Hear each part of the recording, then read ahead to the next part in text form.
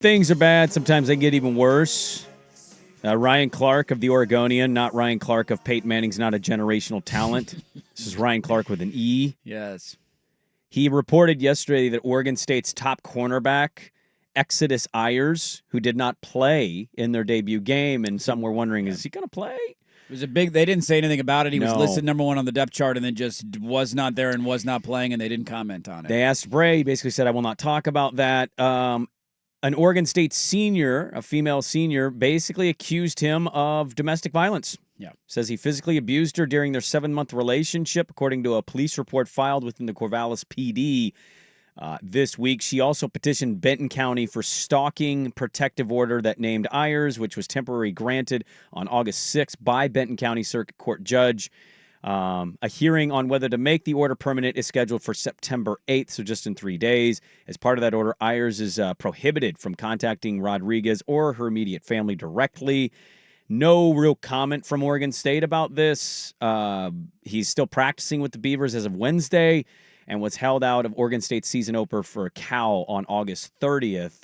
Again, Bray was asked about it, would not comment. Not a good look. Already 0-1. They look not ready for the game. Could have used him in that game, too. And well, yeah. I mean, their secondary wasn't horrific in it after the start, but their top cornerback out, not playing, and he's going to be out for some time because, according to the Oregonians reporting, accused of domestic violence by his former girlfriend as they get ready now for Fresno State as a team. Yeah, you let the court proceedings play out, right? I'm not going to have a comment on that, but you imagine that he's not going to be available to play for some time into the near future, and so we'll see how the legal process plays out there and how long it takes to play out and what the ultimate outcome of that is. But it looks like from a football side, you're moving forward, at least in the near future, without him, and so it's going to be a challenge. And you're going into a weekend where...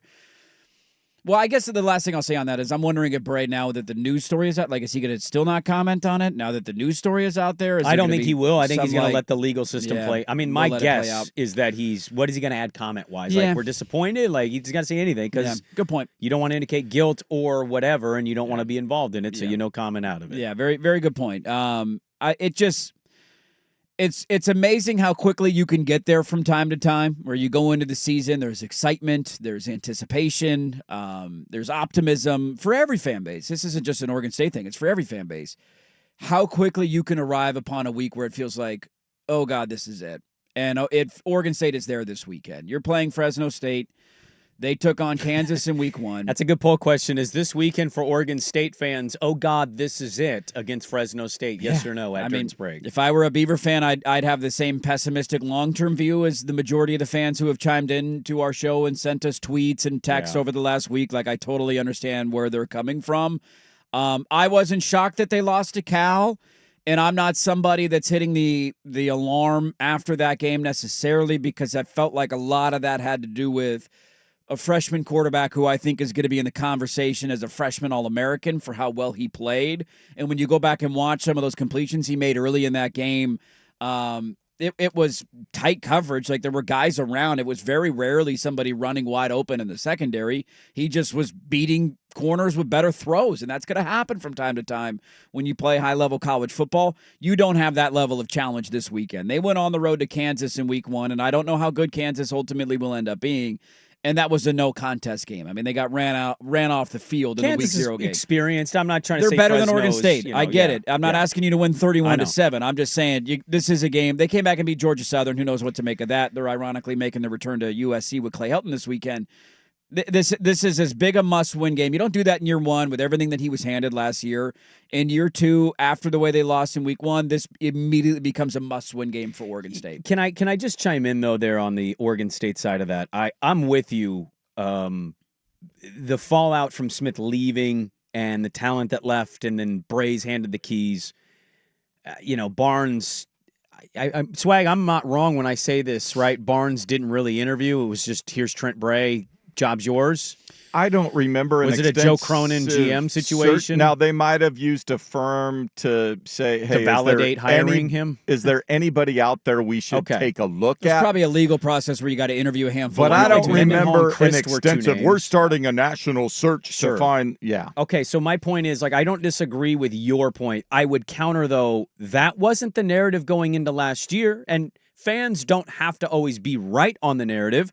But what was the narrative? What were we hearing from Oregon State fan going into year one under Bray, even though they had lost all that talent? What did you remember? I mean, yeah. 8-4, 9-3, 10-2, 11-1. Schedule's easy. We're playing Mountain West teams. 5-7. Yeah. And you lost 28-0 at Air Force. You did.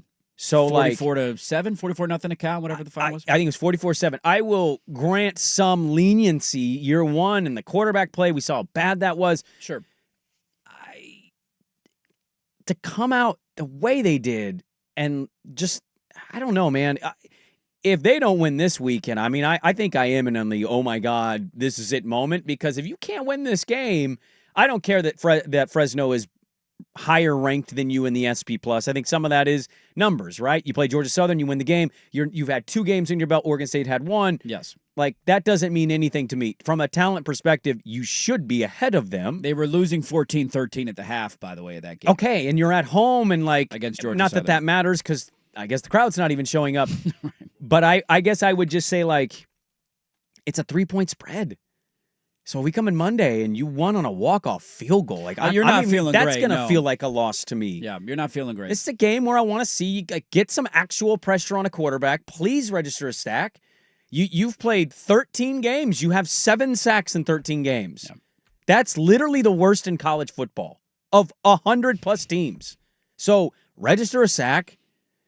Let's not let them light up the scoreboard starting the game. Can we understand how many players are on the field for a punt? Yeah. Like there's or just call a timeout if you got 12. Yeah, man. Like run the football. Or if you're down by 14 in the fourth quarter, can you not punt the ball away? It's tough. It's tough, man. Not use a timeout to go for a 2-point conversion.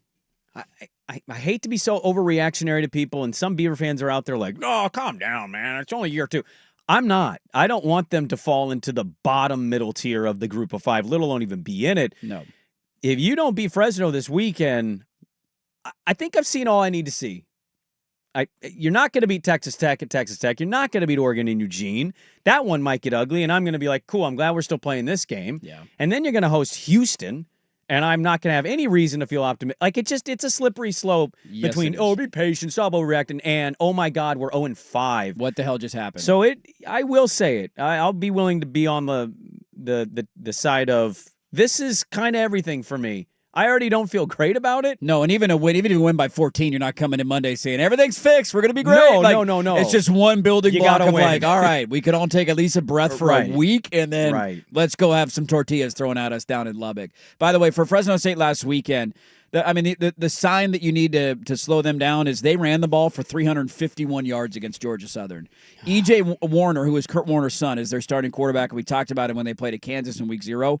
He was 20 of 27 for 170 yards and 2 picks and no touchdowns. No, he hasn't been impressive. They did at it all largely running the football because they're just bigger than Georgia Southern, and so they shouldn't. Well, are they bigger than you, though? They should not be bigger than you. Yeah, well, again, 7 sacks in 13 games doesn't make me think that they're very big. No, they can't get after the quarterback, but just don't let them run the ball for 351 yards, and your defense should have some success in this game. At minimum, they should be starting the game with their hair on fire. I should feel the intensity on both sides of the football. Well, the thing that you hear a lot from football coaches, it's one of those good football sayings, is the biggest improvement you see in your team is from week 1 to week 2. The first game you play, you got to figure stuff out. There's no preseason. We're not quite sure what to expect. Yep. Now we got stuff on film. Now we have a bad taste of a loss in our mouth. Now we're pissed off. That was embarrassing. We got shredded by a freshman quarterback.